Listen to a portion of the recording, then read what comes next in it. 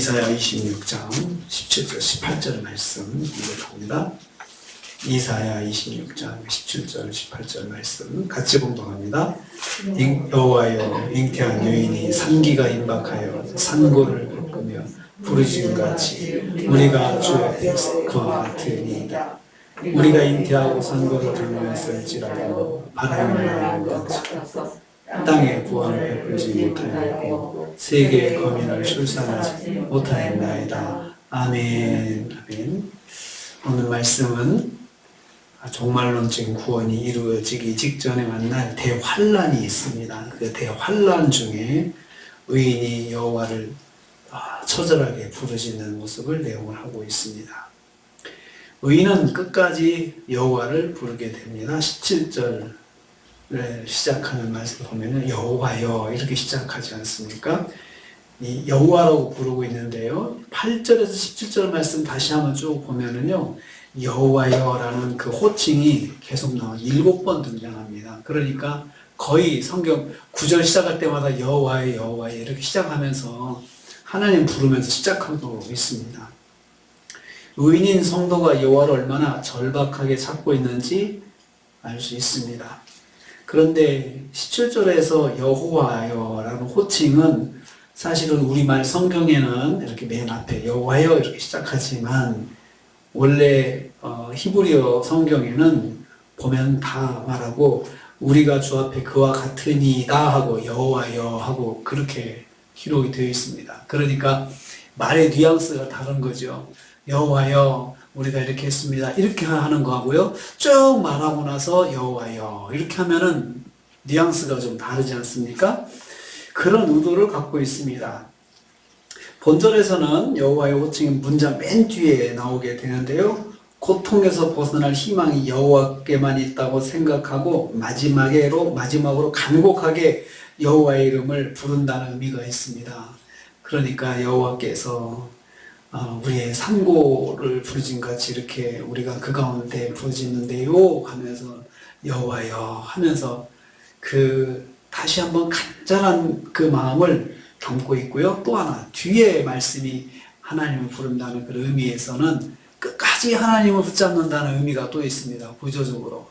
그러니까 말씀을 처음 시작할 때 여호와여 그래서 시작도 하나님을 의지하고 시작하고 맨 뒤에 또 여호와여 이렇게 부름으로 인해서 마지막까지도 하나님을 붙잡는다 그런 의미가 구조적으로 있다는 것입니다. 그래서 우리는 이 말씀을 통해서 성도는 마지막까지 여호와를 의지하는 모습을 놓지 않아야 한다고 말씀할 수 있습니다. 모든 일에서 여호와를 의지하는 자가 성도라는 것입니다. 그런데 의지해도 조금 더 변화가 일어나지 않고 고난이 더해질 수가 있습니다. 그럴 때도 하나님을 붙잡고 의지하는데요. 그래서 마지막에 하나님 여호와여 하고 뒤에 부르는 호칭이 마지막에까지 하나님 의지하는데도 변화가 하나도 없는 거예요. 계속 고난은 있고 고난이 줄어드는 것도 아니고 고난이 더 심해지고 이럴 때도 하나님 붙잡고 기도하는 그 심정이 하나님을 계속 부르고 또 부르고 불러도 변화가 없지만 그래도 역시 하나님을 붙잡는다는 심정이 바로 여호와여를 마지막에 부르는 것입니다. 성도는 여호와를 놓지 않고 마지막까지 의지해야 된다는 것입니다. 성도는 마지막까지 하나님을 의지하는 사람이 성도입니다. 마지막까지 내가 하나님께 부르짖고 기도해도 뭔가 변화가 일어나지 않았지만 그래도 하나님 붙잡는 사람, 하나님을 부르는 사람, 바로 그런 사람이 바로 성도라는 것입니다. 17절 이어서 말씀 보면 잉태한 여인이 산고를 겪음같이 부르짖어야 된다고 말하고 있습니다. 대환란 날의 성도는 극도의 고난을 당하게 될 것입니다. 이때 성도가 당할 고난의 정도를 잉태한 여인의 산고와 같다고 비유하고 있습니다. 극한의 고난 가운데 있는 것입니다. 그래도 그런 극한의 고난 가운데서도 놓지 말아야 할 것은 하나님을 의지하는 것입니다. 하나님을 부르짖는 것이죠. 우리가 주 앞에서 그와 같도다. 해산하는 여자가 정말 극도의 고통을 겪는 것처럼 우리도 하나님 앞에서 그와 같은 모습이다. 그와 같은 모습 가운데서도 하나님을 찾고 부르짖는다 그 말입니다.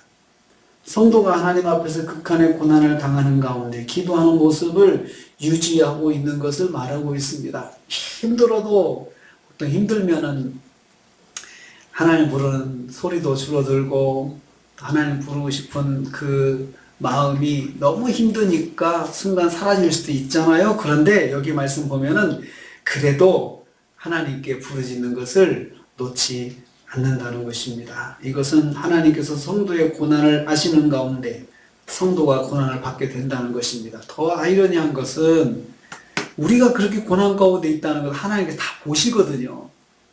보시는데도 하나님께서 가만히 놔두시면서 기도만 들으시는 거예요. 기도만 들으시는 거죠. 그런 때가 있다는 것입니다. 극심한 고난의 문제가 즉각 해결되지 않고 감당하는 삶을 살아야 할 때가 있다는 것입니다. 어떤 때는 큰 환난 속에서 하나님께서 기도만 받으시고 역사는 안 해주시면서 계속해서 우리의 기도를 받으시고만 있는 그런 상황도 있다는 것입니다. 성도는 고난을 짊어지고 하나님을 바라보며 살아야 할 때가 있습니다. 그럴 때 우리가 고난을 짊어지고 있다라고 이야기합니다. 하나도 해결되지 않는 고난을 내가 그냥 겹겹이 짊어지고서 하나님만 바라볼 때가 있습니다. 바로 그때가 대환란의 때입니다. 성도는 엄청난 고난으로도 구원의 열매를 맺을 열매가 없을 수도 있습니다. 그 하나님을 의지하고 하나님께 구원을 우리가 이 환난 가운데서 우리를 구원해 주세요. 그리고 또 하나는 생명구원의 역사를 위해서도 큰 어려움 가운데서 기도해도 하나도 열매가 없을 때가 있다는 것입니다.